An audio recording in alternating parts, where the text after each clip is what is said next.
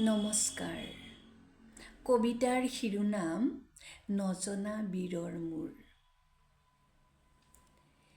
লুইতৰ পাৰৰ চিলা পৰ্বতৰ দাঁতিত এখনি গাঁও, ভেলেঙিৰ দৰে চকু জুৰি ৰয় যেনিয়ে এবাৰ চাওঁ।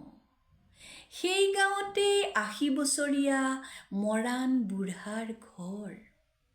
সংসাৰত আছিল নাতি এটি মাথো, সিয়ে আপোন পৰ।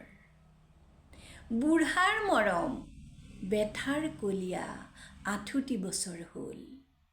এদিন গধূলি শৰাইঘাটলে অকলে ওলাই গ'ল। মাটিত এফাল পোত খাই তাত আছে লাও খোলা পৰি। দেখি কলীয়াই খানি উলিয়াই আনিলে আদৰ কৰি।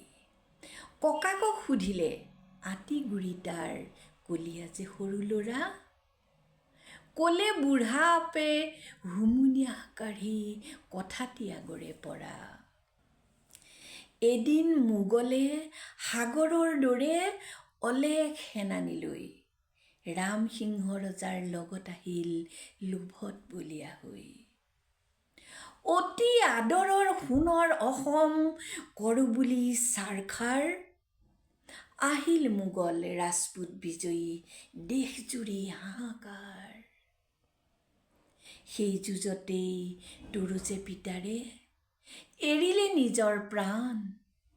হাঁহি হাঁহি গৈ দেশৰ কাৰণে জীৱন কৰিলে দান। আজিও দেখোন মনত পৰিলে ফুলি উঠে বুকু মোৰ। জন্মভূমিৰ কাৰণে মৰিল ভাগ্যৱান পিতা তোৰ। আলৈ এথানি নকৰিবি হেৰ কোনোবা বীৰৰ মূৰ। অতি আদৰৰ বস্তু হেৰ সিটো পবিত্ৰতা ভৰপূৰ।